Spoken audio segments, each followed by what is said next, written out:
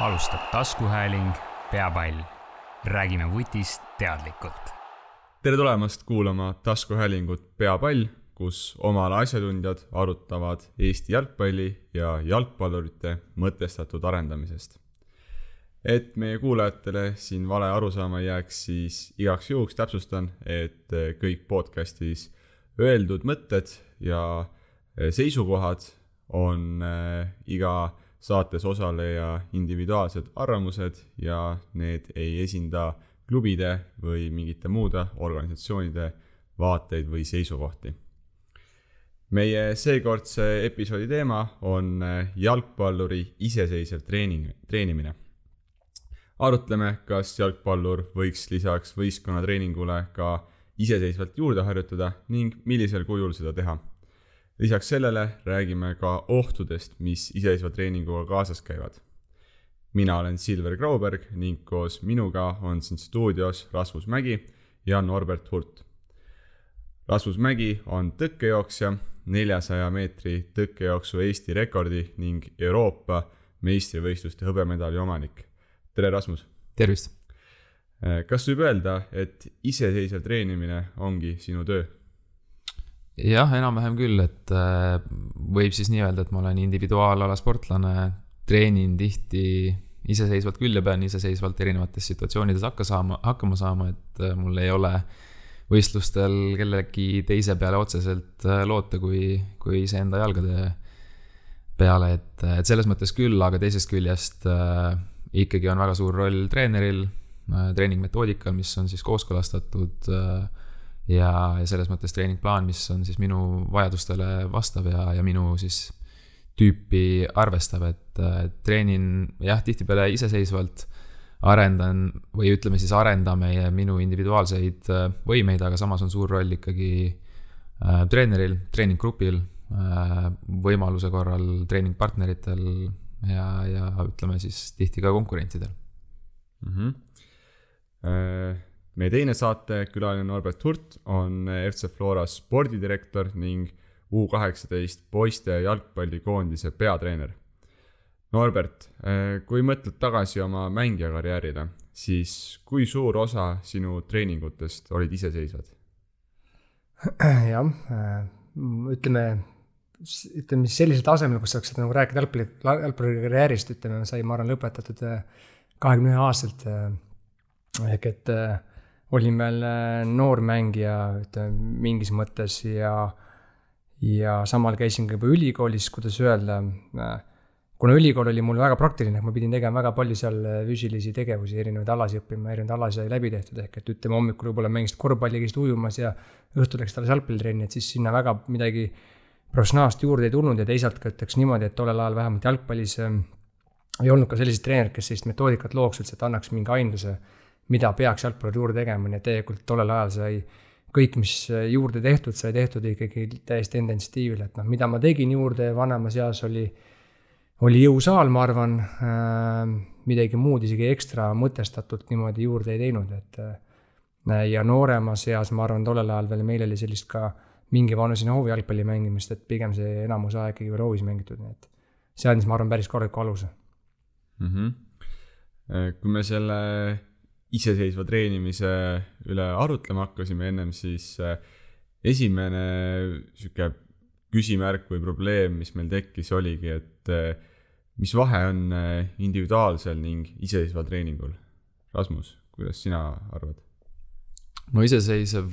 kui ma nagu hindan neid kahte väljundit, siis iseseisev treenimine võib-olla ongi selline, kus ise tuleb täielikult võtta vastutus ja see ei olegi võib-olla treeneriga absoluutselt kooskõlastatud. Et individuaalne treening vähemalt väljendi poolest jätab sellise mulje, et sul ongi individuaalsed ülesanded, mida siis võib-olla väljaspool treeningaega on võimalik ise juurde teha või millele on tarvis rõhku pöörata, aga iseseisev võib-olla tundubki täiesti selline ise mõeldud, ise koostatud, ise loodud, vähemalt kergejõustiku puhul. Norbert? No jalgpallis ütleme, kui mõtleme tänasel päeval tippmängija, siis tippmängija ümber tegelikult on ka juba omaette tiimid üldjuhul, et kellel on oma füsioterapeut lisaks meeskonna omale, võib-olla isegi mitu tükki need, kellel on oma fitness treener, et näiteks näitena, kui Ragnar Klavan läks Alkmaarist Augsburgi mängima Saksamaal, siis ta sai aru, et kuigi ta oli mänginud tipptasemel täiesti Louis van Gaali all, on ju, siis tegelikult sai aru sellest, et Bundesliigas hästi esineda, pead sa vüüst olema veel tugevam ja selle jaoks oli tal vaja võtta lisaks siis Augsburgi enda treeneritele veel juurde, lisaks inimene, kes teda selles nagu aitaks ja seal tekkis tal juurde siis oma jagu nii-öelda rutiine, mida ta igapäevaselt tegi selle jaoks, et selle tasemel nagu mängida, et näitena ütleme näiteks seda, et ütleme vaatas telekat üks silm kinni või siis viskas tennisepalli vastu seina samamoodi üks silm kinni, et igast muid nagu nüanssi, nii et ikkagi ma nimetaks tänapäeval jalgpall on selline juba ala, kus on siis individuaalsport meeskonnaspordis, et sa pead ikkagi olema individuaalset atleet, et seal edukalt läbi lüüa. Kui ma olen nüüd sükene ambitsioonikas sportlane, tahan individuaalselt ennast siis nagu paremaks saada, kas on siis jalgpallis või ükskõik kus mujal spordialas, siis millel peaks selle siis iseseisva treenimisel nagu fookus olema? No ma arvan, et esmalt see ikkagi peaks olema eakohane, et ükskõik mis see ala on, et ei saa jätta neid samme vahele ja väga noorelt teha neid treeninguid võib-olla, mida tippsportlased alles hakkavad tegema kuskil, ma ei tea, 20-ndates või hiljem, et see eakohasus kindlasti on üks, mida tuleb jälgida. Teisest küljest ka see, et ei saaks põhitegevusele ikkagi kuidagi takistuseks, et kui me räägime mingisugusest konkreetsest alast, siis eesmärk ikkagi peab olema see, et oma siis seda ala või oma ala sees muutuda paremaks, et on see kergejõustikus saada kiiremaks või mingil muul alal, mis iganes ülesande me endale vaatame, et selles mõttes see kõrvaline tegevus ei saa kuidagi muutuda takistuseks või ei saa kuskile kõrvalistesse tegevustesse ära kaduda. Jah, vanasti oli ka selline, ütleme, trend jalgpallis, et alati, mida taheti mängija tuli treenerit, ütles, ma tahan kiiremaks saada ja siis selle jaoks püüti leida lahendusi tihti sedasi, et mindi mõne kergejõustiku treeneri juurde ja seda tööd ei kooskõlastatud siis nagu oma treeningutega ja tegelikult väga paljud mängijad tulid tagasi vigastustega, et kui kellegi abi võetakse väljaspoolt, eriti kui sa oled juba vanemas ja selles mõttes vanemas ees saab olema nagu noor ehk laps, ütleme, et siis sul lihast on juba välja arenenud või arenemas, ütleme, ja sul on vaja juba treeningut täpsemalt läbi mõelda, siis kindlasti, kui sa võtad kellegi appi, ta peab kindlasti, ütleme, juba tema professionaalsust saab määratleda läbi selle, kas ta huvitub sellest, mida ta igapäevaselt siis oma klubi juures teete näiteks. Et kes püüab siis panna juurde midagi sellist, mida reaalselt on sinna võimalik juurde panna. Ja ütleks seda, et laste puhul, ma arvan, siin vanuseni kuni 12-13 võiks öelda niimoodi, et lihtsalt olge liikuvad, aktiivsed. Küll muidugi jalgpallis ka, ütleme siis, on, et laps saaks treeningust ka, ütleme, sellise hea siis intensiivsuse ja koormuse kätte, muidugi on tähtis, milline see jalgpallitreening, ehk treening peab olema kõigigi mõtestatud ja läbimõeldud. Aga kui keegi mõtleb, et olenemata sellest, kui ma võib-olla ei ole kindel oma klubi metoodikas, siis ei ole mõtet nagu juurde ülemäära ka, ütleme siis väikeste puhul, nagu ütleme, ülemäära nokitseda, kui sa pole ise pädev, et siis pigem vist, et lapsed oleks nagu liikuvad ja saaks palju nagu mängida õues. Aga vanemas eas, kui teha midagi juurde, siis kindlasti tuleb see väga targasti kaaluda, et kelle abi kasutada ja mida üldse juurde teha, et teisalt ütleks siis niimoodi jällegi, et tänasel päeval on ka jalgpallureid, kes isegi noortekoondiste puhul ju tean, et on mängijad, kes tahavad koondisse pääseda, eriti atraktiivne oli siis ju U17 finaalturni, mis meid ootamas oli, on ju, kuigi see nüüd ära, siis selle jaoks loomulikult mitmel mängil läks ju piirin peas põlema, et ma tahan ka sinna pääseda ja hakati tegema lisaks tööd, kes ärkas hommikul enne kooli üles, tegi trenni selle nimel on igapäevaselt, et sinna koondisse kuuluda, et tegelikult on neid noori, kes nagu tahavad juurde ja on valmis juurde tegema ja on ka neid, kes siis leiavad ka tõesti häid lahendusi, mida juurde teha, et tehakse võib-olla selline lihashooldusrutiin hommikul ja midagi nagu ülemäära rasket või siis kes natukene teeb mingit tööd palliga või teeb kerge sellise lihtsa jooksu lühikese, et teeme ka ju kunagi Martin Müüsepp oli rääkinud, et ta tegi enne kooli 500 viset enne kui siis koolitund hakkasid näiteks on, et väga kõrgesse tippu teistpidi ütleme niisama ka ei jõua, aga neid asju tuleb teha nagu targasti, et kui midagi juurde võetakse, siis kindlasti kellegi arukamaga kooskõlastada. Ehk siis see lisategevus peaks olema kindlasti oma siis põhitegevusega kooskõlas tulisid mõlemalt? Jaa, absoluutselt ja siis tõesti, kui rääkida sellest, et kergejõustik võib-olla on paljude spordialade alus, siis loomulikult pallimängijaid sellise ühe kergejõustiku vitsaga lüüa ei saa, et see peab ikkagi jääma alapõhiseks, loomulikult kui neid teadmisi on võimalik kuidagi integreerida, see on tore, aga teisest küljest jah, kõik alad ja tüübid on ikkagi nii palju erinevad, et see alapõhisus peab jääma. Ühel hetkel loomulikult tuleb ka sellele lisategemisele kuskil nagu piir ette,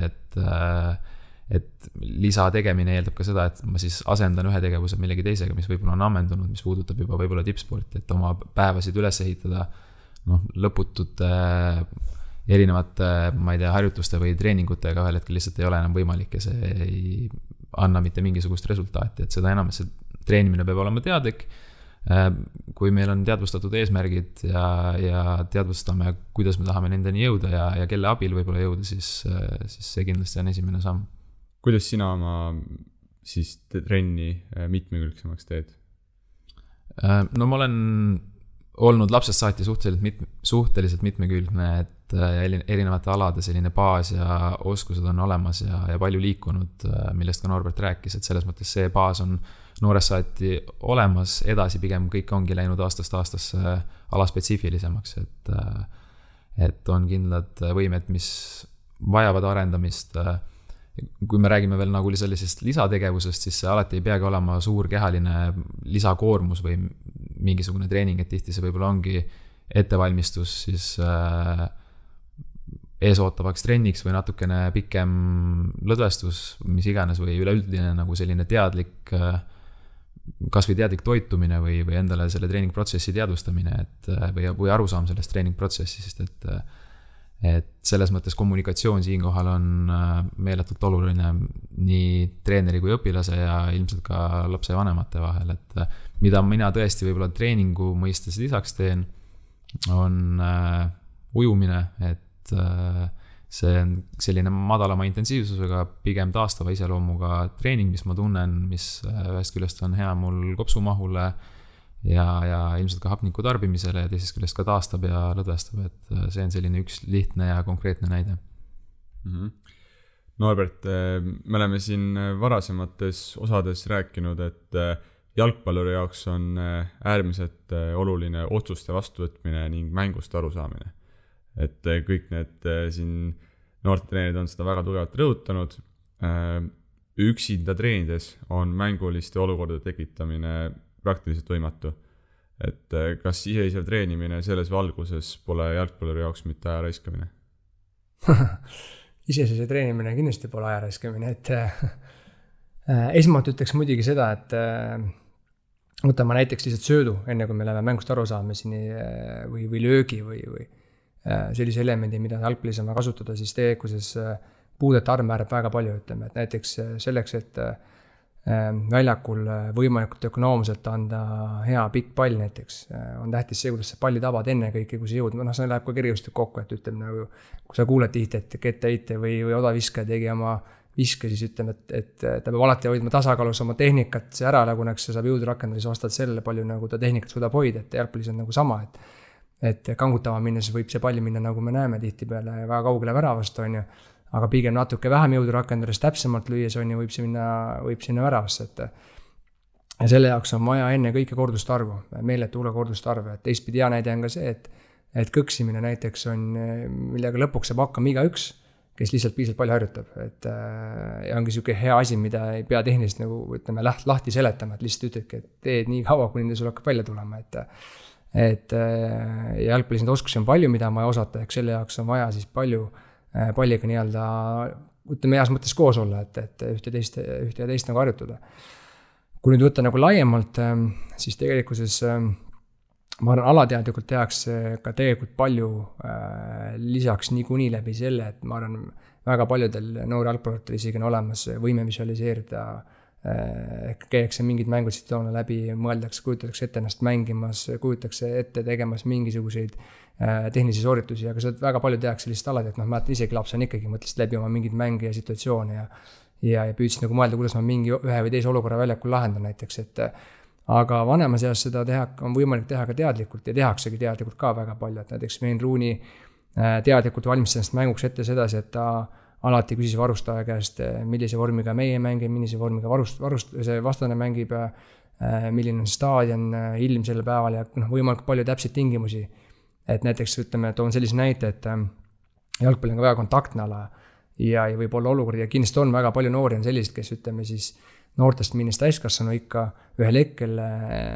võivad sellise mingite valuste kontaktide näol mängus võib tekkida hirm edaspidi kontakti minna näiteks. Ja ajas see võib olla ka seotud selle vigastuse tekkimisega näiteks, et sa enam ei suuda oma keha valitseda piisavalt õigesti, kui sa sinna kontakti lähed. Ja kui see mängija, ütleme siis, näiteks ta teab, kes tal enam vastu mängib, tema vastu visualiseerib seda, mismoodi tema kontakti läheb, võib-olla olukord, kus ta näiteks läheb väljakule ja ta juba teab, et ma olen tema vastu oma peas võib-olla 30 korda juba sinna duelli läinud, et tal see hirm väheneb ja ta oskab sinna duelli minna. Ja niimoodi võib minna kuni mängust arusaamiseni välja, kuigi jah, mängust arusaamist nüüd ma arvan, kõige mõistlikum on ikkagi lõpuks sedasi arendada, et ka lisategevusena, mida me ka noormängijatel osalt juba räägime, on see, et võtadki näiteks, ma olen ründaja, ütleme, tahan näha, kuidas tippründaja või vaatan noorte mäng järgi, vaatan enda mäng järgi ja vaatan, siis analüüsin. Et kartmata seda, et kui täpselt ma oskan analüüsida, aga see, et ma juba vaatan teadlikult oma tegevusi järgi ja hakkan vaatama ajas rohkem, mille tõttu ma pääsisin löögile või mille tõttu ma siis ei pääsinud löögile, siis tegelikult sinuga mängust arusaamine juba läbi selle areneb, nii et kui mängija võtab kas pool tundi või 2 korda pool tundi nädalas näiteks kindla ütleme aja, et ma vaatan mingit kindlat situatsiooni mängust, siis tegelikult on selge, et tema juba mängust arusaamise võime paraneb, nii et ka seda saab juurde treenida. Põhimõtteliselt siis väljaku peal tehtavad tegevused võivad olla siis nii-öelda baasoskuste kordused. Et nagu sa ütlesid siin, see on siis kas söötmine või vastu seina või siis pikk pall, seda saab väljakul ikka teha. Kõksimine tõid välja, et need nagu baasoskuste siis korduste arv on see, mida sa piisavalt nagu väga hästi teha. Ja nüüd te mõlemad siin tulite ka juba selle teema juurde, et see ei pea olema alati siis nii-öelda areenil või platsil tehtav tegevus. Et Rasmus, milliseid selliseid kehaliselt mitte kurnavaid lisategevusi sa igapäevaselt teed või iganädalaselt? Nojah, see täpselt niimoodi ongi, et juba maast madalast, et kui on see kergejõustik või on see jalgpall, kui see tõesti sulle midagi pakub ja sa tead, et sul on tulemas võistlus või mäng, siis kuidagi alateadlikult ju mõtted tegelikult lähevad selle mängu juurde või jooksu juurde ja mängime seda situatsiooni oma peas läbi, kas või ma ei tea, poe järjekorras seistes või kus iganes, et tegelikult ka see on lisategevus. Et see ei pea olema alati kehaline suur aktiivsus või koormus, vaid pigem tõesti, kuidas keegi selleks mänguks või võistluseks valmistub, et ma tean, et Margus Unt näiteks omal ajal, kui ta läks Ameerika jalgpalli mängima, tegelikult tema ei olnud selles keskkonnas üles kasvanud, tal ei olnud see mäng, tal ei tulnud see loomulikult paistlikult ja võib-olla sealt tekkisid ka väiksed kas või murdosa sekundilised hilinemised, võrreldes siis nendega, kes on sellest süsteemist nii-öelda välja kasvanud ja tema jaoks üks lisategevusi oligi siis selle NFL-i videomängu mängimine põhimõtteliselt, et võib-olla see mingisuguste jalgpallurite puhul toimib tegelikult samamoodi, et ka mõnele tüübile see tõenäoliselt sobib lisategevus, mitte midagi lihtsalt ei ole öelda, et kergejõustikus meil ei ole sellist mängu, mille mängimine võib-olla õpetaks meid kuidagi siis reaalses võistlusolukorras toime tulema, et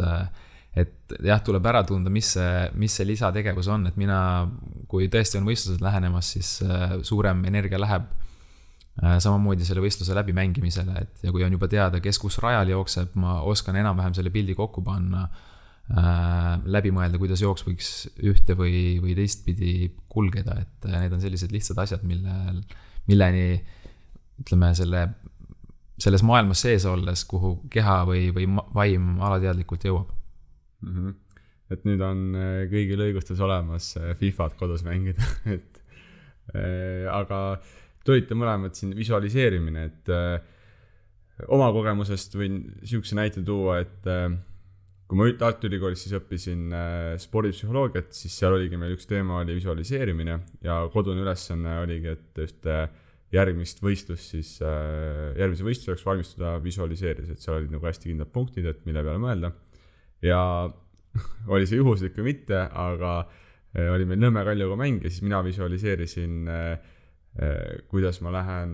õhuduellides Rimo Hundi vastu. Ja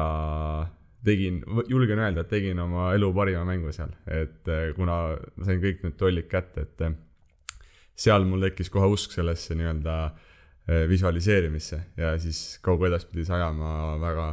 väga küll rakendasin seda. Ehk siis Norbert, kas sa lihtsalt oskaksid lihtsalt sõnastada, mis asi visualiseerimine on, et kuidas sa tutvustaksid seda? No ütleme, kõige lihtsam puhul ongi see, et sa siis püüad võimalikult täpse pildi luua sellest sooritusest, mida sa siis pead nii-öelda väljakul ellu viima, et sportvõimlejatel ka, see on selge, et nende ala on ju väga ohtlik, nad teevad väga keerulisi elemente ja kunagi nägin väga ammu ka sellist saadet, kus siis nagu rääkiski sellest, et mismoodi nemad enda treeningud läbi viivad ja võistlusteks valmistuvad, et siis seal oligi see, et sellega teaduslikult siis nagu ka arutatud teadusliku taustaga, et keerulise elemendi sooritamisel on vaja sul enne ajus luua juba need ühendused visualiseerimiseks, et kui sa visualiseerid, siis ega sinu aju nagu ei erista, kas see toimub päriselt või sinu peas. Ja tegelikult ajus toimuvad samasugused ühendused ja sul on võimalik juba luua siis närvisüsteemis need ühendused, mida sul on vaja ka siis seda sooritust tehes, nii et tegelikult on see jalgpallis nagu sama, et sa mingid asjad harjutad läbi ja jah, ma ütlen ka tehnika õppimisel tegelikult sama, ma arvan kergeliselt tegelikult samamoodi, et kui sa mingit uut liigutust õpid, siin jalgpallis ka me jookseme, et siis sa tegelikult ju ka käid ikkagi mingid nüansse oma kehas läbi, et sa saad võib-olla isegi teinekord selle, mitte praktiliselt selle vastuse, vaid saadki juba peas vastuse, ma peaks siin tegema natuke teistmoodi ja sa suudad seda juba paremini ellu viia, et jalgpallis sama, et see võib olla mingid tehnilist elementi, et ma ei tea, jalapealsega söötu, kui ma püüan seda peas mitu korda läbi sööta, võib ühel hetkel jõuda, et ma jõuan peas selle õige nagu tunnetuseni üldse, ja siis ma lähen teen selle soorituse nagu reaalselt ära, ja sellega on ka nagu iga teisega asjaga, et tegelikult ikkagi lihtne sellest rääkida, lihtne korra proovida, selle väärtus ikkagi ilmneb siis, kui seda aastaid nagu rakendad, siis see hakkab muutuma järjest täpsemaks, aga kindlasti mida on hea teada on see, et keha või aju mis tegelikult ei erista päris sooritust sellest, nii et sul on väga palju võimalik sellega ära teha, kui sa mingid asju peas nagu läbi käid ja ütlen ka treenerina on samamoodi, et tegelikkuses ikkagi väga palju tööd lahendatakse ära peas, kui ma kellegi vastu mängin, siis sa otsid seda nagu võitit ikkagi peas, heas mõttes, kui tahad võita, siis su vaim on rahutu nii-öelda, ma arvan, see sportlasena, kui sa kusagil poe järjekorras mõtled mingit asja läbi järelikult, see ei ole millegagi rahul on, et see sul tuleb seal nagu esile kuskil, et samamoodi on ka nagu mänguks valmistumisel, et järelikult su hing on piisavalt rahutu, kuna ta tahab teha hea soorituse, siis seal tihti võib tulla ka see, kus ikkagi midagi, tajud ära, et tuleks teha nii ja saad sellise pilli, millega edasi minna, et ma arvan väga, väga palju, ma arvan tegelikult sportlaste alateadlikult, kui mitte teadlikult ka seda teevad. Rasmus, kas veel mõned mingisugused rutiinid või rituaalid isegi enne võistlusi sul? No ebausklik eriti või nendesse rituaalidesse ei tahaks kinni jääda, et on tunda, kuidas see pressib aeg-ajalt peale, võib-olla kui tõesti oledki iga aasta võistled ühtedes samades kohtades, ühel aastal on hästi läinud, siis võib-olla tekivad mingisugused assotsiatsioonid kohe, et mis ma eelmine aasta tegin ja hakkad alateadlikult seda kordama. Muus osas põhiline rutiin ongi see, et ma lihtsalt oma peas teadvustan oma eesmärki ja üritan võimalikult loomupäraselt selleks kõigeks valmistuda, et mis puudutab treeningrutiini, siis mulle ikkagi meeldib igaks trenniks olla valmis ja tagada ka see, et ma igast trennist võimalikult hästi ja kvaliteetselt taastun, ehk et seda aega, mis ei ole võib-olla selline kõrge pulsiga aeg või treeningu intensiivne osa, sellest väljapoole jäävat aega ikkagi sisustan samamoodi nii-öelda treeningule mõeldes, et ma olen harjunud suhteliselt palju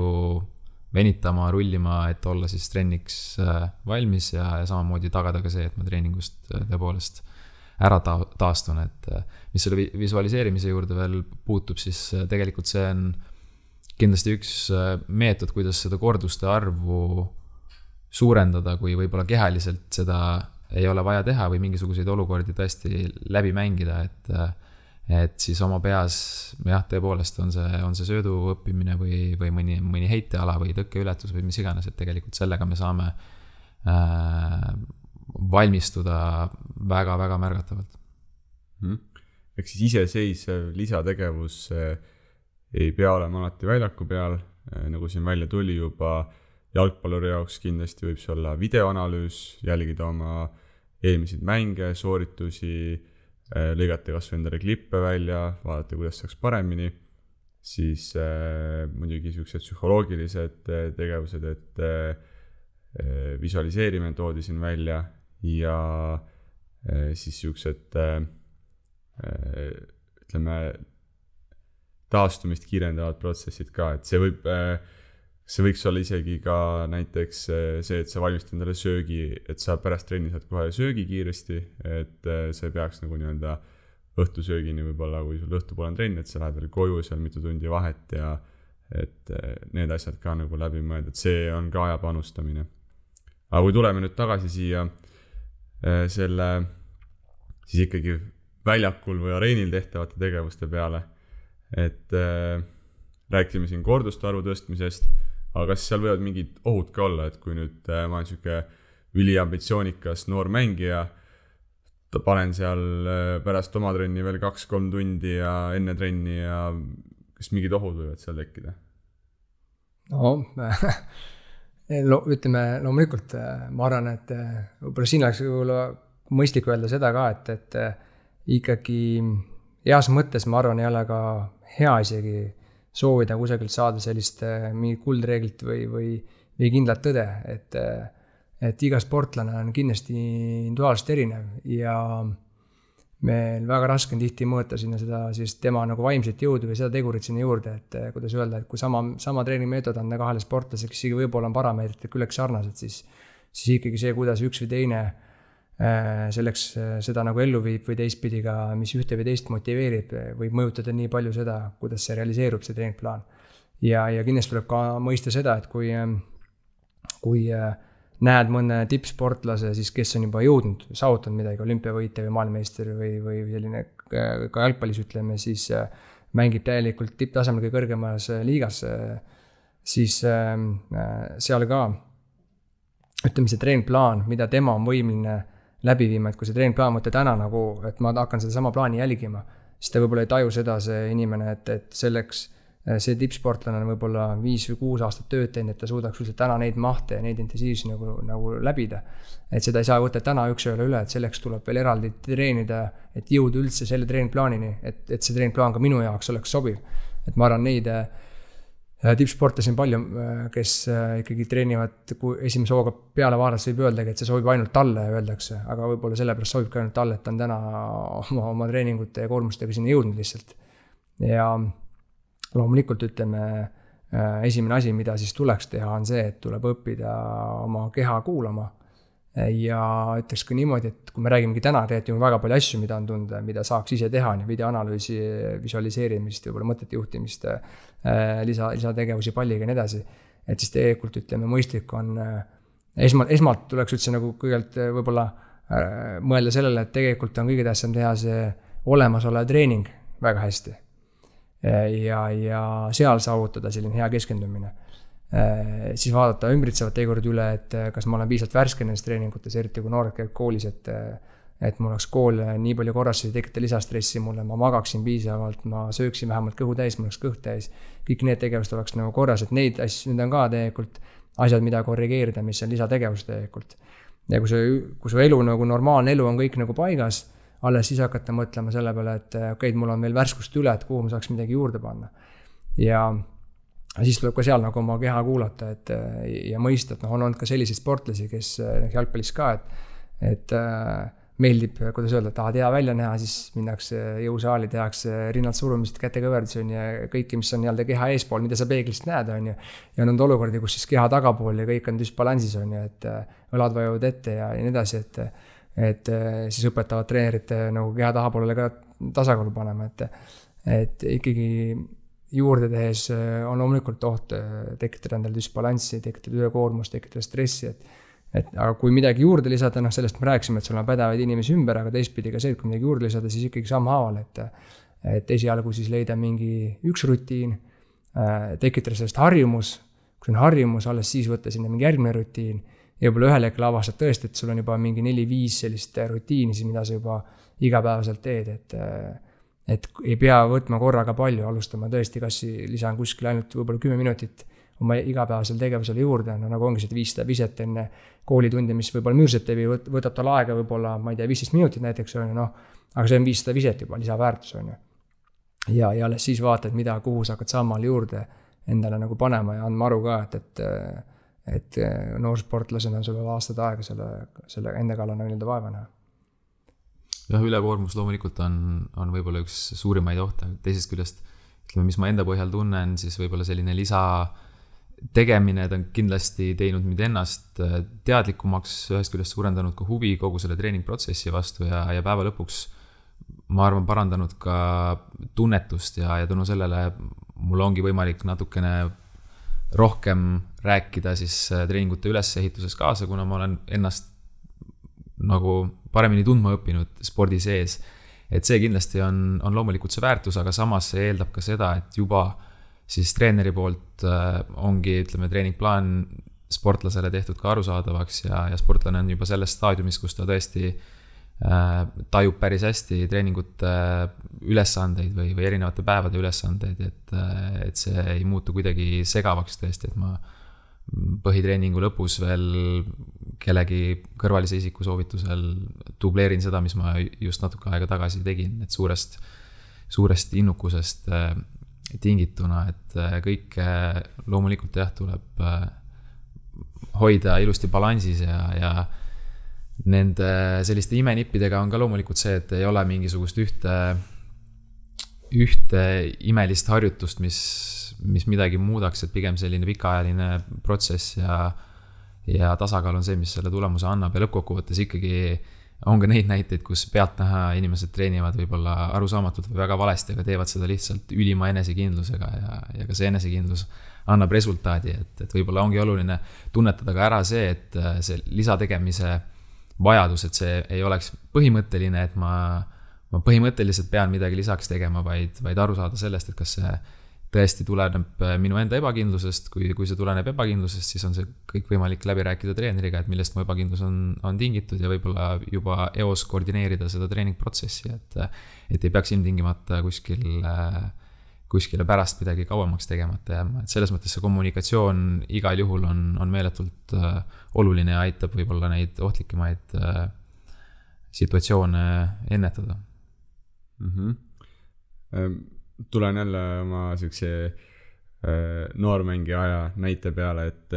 mina olin ka see, või isegi siin Rasmus väga huvitavalt rääkis, et see oli nagu ebakindlusest võib see lisategemine tulla ka, et sa kardad siis nagu, et sa jääd et kui sa ei tee lisa, siis sa ei arene piisavalt kiiresti või midagi sellist, et ja tegin ka ise siis kogu aeg mingisuguseid harjutusi juurde ja otsisin ka nagu seda tuge, et mida teha, et samas kui ma mõtlen nüüd treeneri peale, siis temal tegelikult on võib-olla seal 20 mängijat, kõigile nüüd individuaalselt mingisuguse programmi tegemine või temaga individuaalselt tegelemine võib väga ajakulukas olla, et kas Norbert ei ole mitte võimatu ülesanne treeneril isegi? Võimatu, ta ei ole, kui sa niimoodi küsid, siis tõenäoliselt me leiaksime kellegi, kes võtab selle eesmärgiks ja ära lahendab. Ja lõpuks luuaksegi, ma arvan, neid järjest rohkem ju ka võtame siis internetikeskkonna meetodeid, ütleme siis, kuidas siis juba töötada välja harjutusvara selline, et sa teed klikkidega juba sinu harjutused on täna need, kellegi harjutused need teised, et ma arvan, see ajas liigub sinna, kus väga keresti saad teha treeningplaane juba sedasi, et sa teed mõned klikid ja on see olemas, aga ma arvaks, kui ma ütleks võib-olla isegi taustana sellist asja,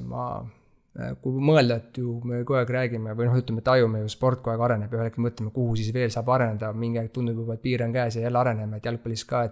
et mäng läheb järjest kiiremaks ja samas me saame aru, et see mäng on ikka 9 minutit pikk, on ju, kui palju ta veel kiiremaks saab minna, on ju, et aga samas jällegi näitajad see kogu aeg nagu läheb seda pidi, et ma arvan, et meil ruum on veel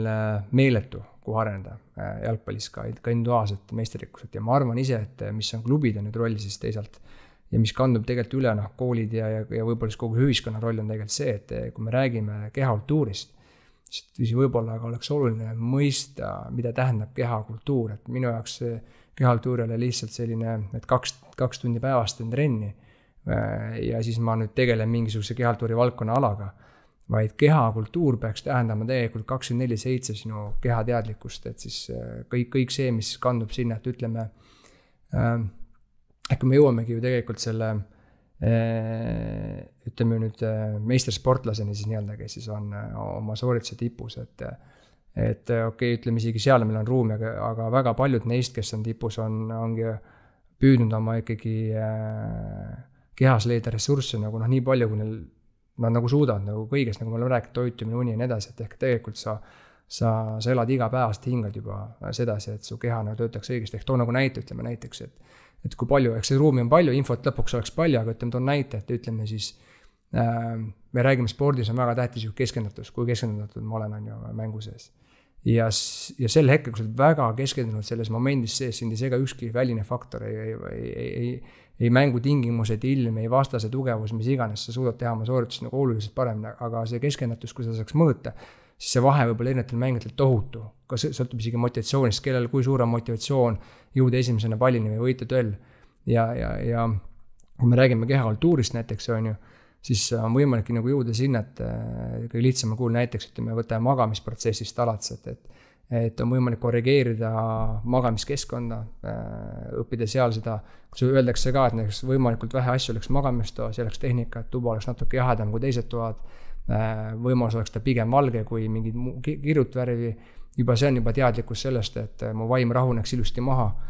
juba magamineku protsess peaks olema, ütleme, selline, kus ideaalis sa 1,5 tundi ennem teadvustad juba, et sa hakkad magama minema, ehk et sa lülitad välja endale vajalik, sa ei vaata ideaalis telekat, arvutit, mobiili, et su vaim nagu rahuneks maha, et head näited, ma arvan, kelle lapsed need nagu teavad vanematena, et kui sa lapsega lähed koos voodisse, üritad teda magama jääda, siis on oht ka siin ise magama kukkuda, et sa nagu rahuned ise ka niivõrd palju maha ja tegelikult tulebki uni koos lapsega samal ajal, kuigi võib-olla muidu, kui sul ei oleks last, oleks seda tavaelus juba oleks kauem üleval, et seda näha, kui palju see võib mõjutada ja siis sa magad, see eesmärk on ju see, et uni oleks sügavam, sa magaks sügavalt, tund oleks värskem üles ärgates ja näiteks samamoodi näited, et keskendumise tõstmiseks ju kuidas ma oma tegevusi ajast teen, kehakultuur, kui ma terve aja teadvustan seda aastast aastasse, siis ühel hetkel on ka see, et ma enam ei söö võib-olla niimoodi, et samal ajal vaatan telefoni või arvutit või telekat, sest ma võin seda kõike teha, see ei ole nagu probleem, aga samal ajal, kui ma keskendun ainult toidule, sel hetkel on see üks ka võimalus nii-öelda jutumärkidest treenida, ma ta nimelt ütlen jutumärkid sellepärast, et ei ole ka mõistlikkuse kõike sead treeninguks, vaid see kehakultuur muutubki nagu terviklikuks, et ma elangi juba kehaliselt targasti ja teen normaalseid tegevusi, keskendudes endale, mida ma sel hetkel teen, et võtame idamaade kultuuri näiteks, siis kui hea näide on see, et ütleme, et kui näiteks meil on, toome sellise näite nagu tee tegemine, on ju, et meil on lihtsalt see, et tahad, et masin teeks tee valmis ja hakkad teed jooma, on ju. Aga idamaades on tegelikult just hoopis suurem väärtus see teeprotsess, kuidas siis istutakse maha, võtakse üks tõmmis, tehakse mitu tõmmist, juuaks üks väike lonks ära, valatakse see uuesti jälle nagu kõigil nagu need täis ja see protsess võib kesta seal kuskil tund aega, see tee joomine, kogu see protsess, kuidas seda teed, on palju suurem väärtus selle protsessil. Samamoodi söögi tegemine, me tahame tänapäeval ehitame aparaadid, mis teeb sul toidu ise kõik valmis ja maitse teeb kõik ära, on ju, ja me järjest rohkem kaotame seda nagu protsessi võlu. Tahame kõik ruttu kätte saada, aga spordis seda nagu kiirteed ei ole tegelikult. Et spordis sa pead kõik etapid läbi käima ja ainuke väärtus ongi see protsess ja ma arvan, et need ongi edukad, kes suudavad siis astuda eesmärgipära, nii-öelda nagu ütleme siis eesmärgipärasest välja, ehk et nagu sellest ainult juhib see eesmärgini jõudmine versus see, et mind tegelikult motiveerib see protsess. Ja ajas mõistagi, et ma võin oma protsessi ehitada niivõrd tugevaks, ka näiteks jalgpallis, et kui ma ajas sammhaaval hakkan ehitama protsessi väga tugevaks, mul hakkab tekkima lisarutiinid, minu jaoks muutub lihtsaks minna õigel ajal magama, minu jaoks muutub lihtsaks ärgata vara, minu jaoks muutub lihtsaks hommikul teha mingi rutiin läbi enne, kui ma lähen trenni, minu jaoks muutub lihtsaks teha korralik täisväärtuslik söök, siis ühel hetkel on see, et ka näiteks kui ja mu keha on võib-olla ka niivõrd hea ja tugev, et ma olen võimeline tegema oluliste lisategevusi juurde, mingid, ma ei tea, kerega lisaks tööd, mingi tasakaalu, koordinatsiooniga, võib-olla palliga midagi juurde. Et kui tahab mingi noor tulla minu kohta üle võtta, siis lihtsalt tal puhtfüüsiliselt ei ole võimalik seda teha, sellepärast et nende rutiinideni jõudmine, ta võtab aastaid aega, nii et tal saab olema väga raske olla nii tugev kui mina, et selle üks võlu, ma arvan, kuhu suunda sport võiks liikuda, on see kehaltuuri nagu teadustamine. Kui ma ise õppisin ka kehaltuurist, tegelikult keegi pole kunagi rääkinud kehaltuurist kui terviklikust. Aga kui minna, aga mu üks siuke lemmik valdkond on ka, ütleme, Shaolini mungad, keda Rasmus on mulle rääkinud, peame ühe Shaolini munga Eestisse tooma, et õppida nagu nende pealt, et nemad, ma arvan, on üks hea minu jaoks selline hea näide sellepärast, et nemad on aastatuhandeid õppinud oma keha ja vaimu arendama terviklikuna, nemad ei erista selle ühte ja teist ja nende elu on hommikust, kõik need on 2-4-7, kogu see kehakultuur. Ja see ruum, kuhu me oleme võimelised arenema, on üüratu veel, me oleme väga kaugel sellest, me ikkagi üldjuhul treeningmetoodikad on hästi pinnapealsed ja võtamegi seda, kus psühholoogia üldse, kuna ta sporti tuli, tegelikult ühtviidi väga hiline, aga see vaim ja see tervik, ütleme, isegi me ei räägi veel väga palju sellist vaimu arendamisest üldse, et see ruum on meil meeletu tegelikult, kuhu me nagu saame jõuda, nii et selleks üks märksõnaks see siuke kehakultuur, et spordis peaks nagu sinna, et me spordiklubidel ongi see roll, tegelikult siis ütleme, et ma arvan, et Eestis andekaid mängida on sportlasi ja üldse mängida on tohutult, me võime võtta eestlaste pealt ja maailmameistri, Euroopa meistri või tipus olevaid sportlasi, on palju tegelikult nagu erinevatel aladel, kui palju on, kui väike on rahvas ja kui palju tegelikult on edukas sportlasi ja kui palju on tegelikult võib-olla realiseerimata potentsiaali. Et tegelikkuses on meil potentsiaali küll, aga kuidas luua see keskkond selline ja seal ongi siis see klubide töö nii-öelda, et ka klubid hakkaks terviklikult nägema seda sportlast ja tajuma seda, kui tähtis on luua see keskkond, kus me õpetamegi õigeid harjumusi, õiget reageerimist erinevatele olukordadele, harima lapsevanemaid terviklikult, mida räägib, ei piisa ainult sellest, mida meie siin räägime, vaid mida räägime meie lastevanematele, mida räägib lapsevanemad oma lastele, kuidas lapsevanemad reageerivad olukorras, kus laps näiteks, ütleme, tugevusgruppi võib-olla kohe ei pääse, kui on erinevad grupid, on ju, kas laps hakkab oma last forsseerima, sest lapsevanem tahab rohkem kui laps näiteks tahab, on ka oht või et minu laps peab saavutama seda või seda. Selle jaoks peame ka klubidena aru saama, peame ka lapsevanemad harima, et osataks anda ka kodus õiget tagasisidet ja õigesti suunata oma lapsi, et siin seda nagu ruumi on palju ja kindlasti märksõna ongi, et see tähendab jällegi seda, et tuleb kõigile nagu mõistlikult ka lahendada ja enda jaoks nagu teadlikuks teha, mida soovitakse ja kuidas seda siis mõistlik on soovida. Ja ma olen selles mõttes nõus, et ma arvan, et neid andekaid tegelikult on meeletult ja oluline. Ma arvan, et see puutepunkt tegelikult ongi selles, et kui me oleme võib-olla harjunud andekat inimest siis iseloomustama või kuidagi kaardistama, siis tegelikult see puutepunkt on hoopis selle annet märkava inimese ja siis selle nii-öelda andeka inimese nagu see ühisosa, et ma usun, või selles mõttes noorte puhul küll ma ei arva ega väida, et noored on hukas, ma arvan, et meil on väga palju talenti, väga palju andekust, et tasub meil endal vaid seda lihtsalt märgata, suhestada seda ka reaalselt tänapäevase ühiskonnaga, kuhu me praeguseks jõudnud oleme ja osata luua neid tingimusi ja panustada võib-olla õigete momentide loomisele või õige keskkonna loomisele ja need tulemused on jätkuvalt tõusuteel. Jõudsime siin juba Shaolini munkade juurde jutuga, aga tuleme korra selle lisategemise juurde tagasi, et Rasmus, mida sina näed, mida kergejõustikus noored lisatrennina üritavad teha või?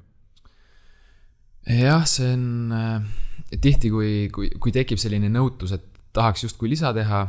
aga ei tea, mida teha, siis reeglina ikkagi vaadatakse eelkõige jõusaali poole, kuna seda nagu teavet ja igasugu materjali, mis sotsiaalmeediast läbi kumab, seda viimastel aastatel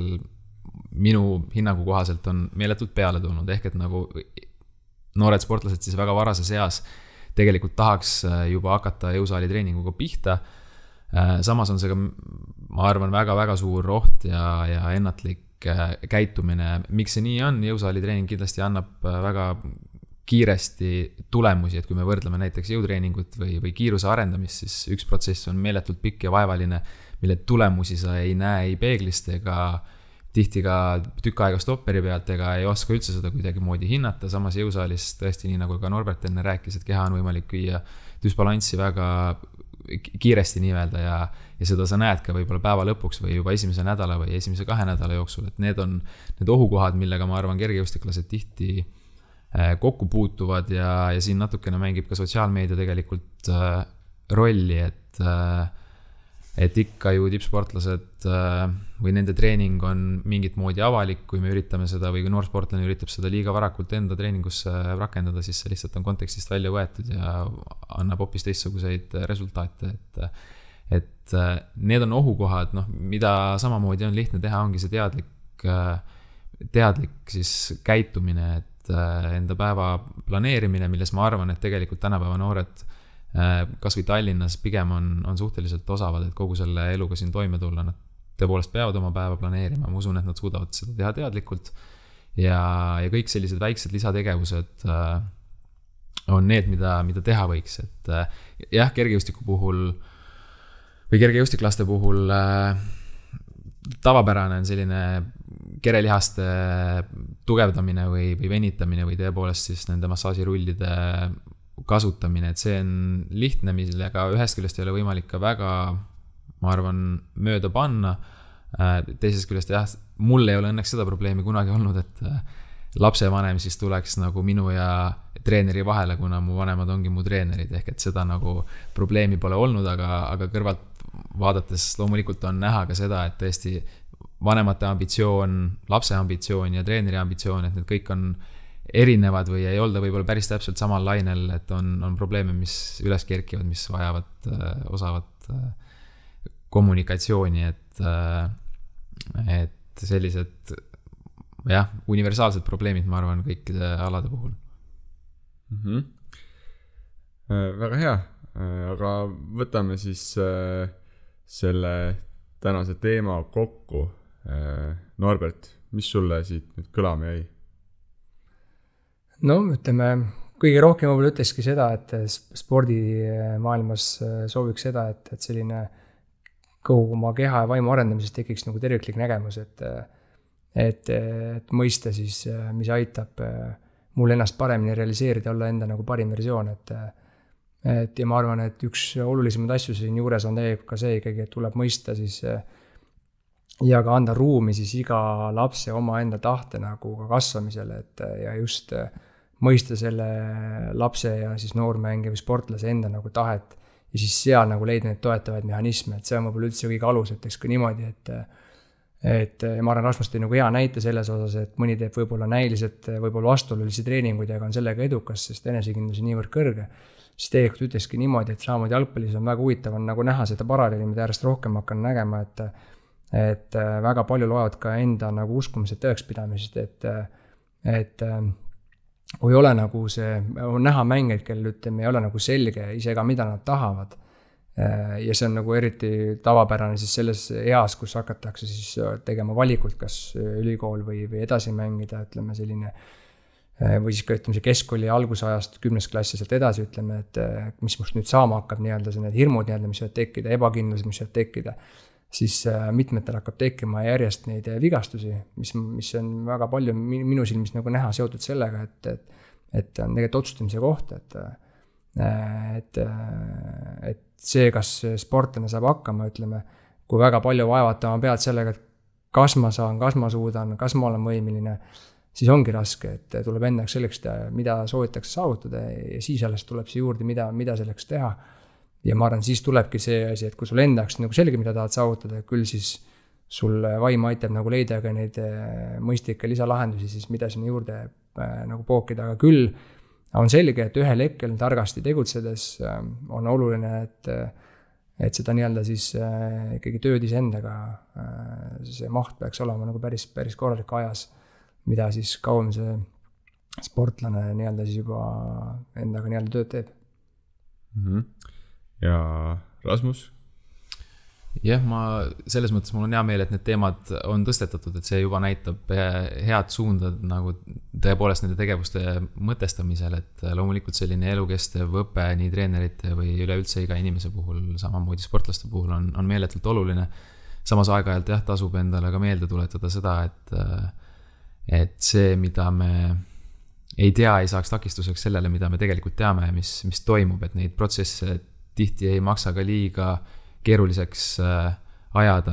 ja tõepoolest ei saa üle ega ümber sellest, et erinevate võimete väljaarendamiseks lihtsalt kulub aega, see aeg tuleb ära oodata nii sportlasel, nii treeneril kui lapsevanemal, et need on need protsessid, mida kuidagimoodi kiirendada ei saa ja pigem jah, iseenda vastu ausaks jäädes nii spordis kui ka spordist väljas on see, ma arvan, teekond hoopis väärtuslikum kokkuvõttes. Minule jäi siit vestlusest täna kõlama see, et kui see lisategemine toimub, siis kui seal üritatakse nüüd siis ütleme otseselt ikkagi kehalisi võimeid parandada, seal mingit vastupidavust, kiirust või mingit jalgade tööd või midagi sellist, mis nõuab korralikku pingutust, siis see peaks olema väga tugevalt treeneriga kooskõlastatud. Teistpidi, see lisategemine võib ikkagi olla tehtud kas väga madalintensiivsel, kas see on siis tehniliste lisakorduste saamine või siis kas või iseenda kehaga tegemine, millest Norbert siin rääkis, see kehakultuuri nagu arendamine, et igapäevaste rutiinide, et kas või sisekõne, siis visualiseerimisega tegelemine. Ja mulle oli väga huvitav mõte siit veel, et see iseseisev harjutamine, kui see on mingi konkreetse jalgpallise elemendi puhul, siis see võib ka anda nagu enesekindlust selles elemendis, et tuli meelde see olukord, kus seesama peapalli näide, kus seal Rimo Hundiga oli neid duelle, et tegelikult see oli ka periood, kus ma harjutasin väga palju õhuduelle. Siis pärast trenni nagu ekstra oligi siuke 10-15 minutit, iga kord tegin läbi need siis paarilisega, aga oligi, et tegelikult ma arvan, et suures plaanis mu tehnika, ütleme, oskus seda õhutolli mängida ei läinud väga palju paremaks, vaid pigem see oligi nagu enesekindlus selles, et ma lähen sinna duelli, sest ma olen seda hästi palju teinud, ma olen nüüd nagu selles hea ja siis hakati juba nagu seda aina rohkem see nagu nii-öelda ehitas iseendale üles, et mida rohkem ma neid võitma hakkasin, seda rohkem enesekindlus nagu kasvas. Et need olid 2 mõtet, mis mulle siia kõlama jäid. Aga suur tänu mõlemale saatekülalisele, et leidsite aega siia taskuhäälingusse tulla ja loomulikult tänan kõiki kuulajaid ning loodan, et kohtume juba järgmises episoodis.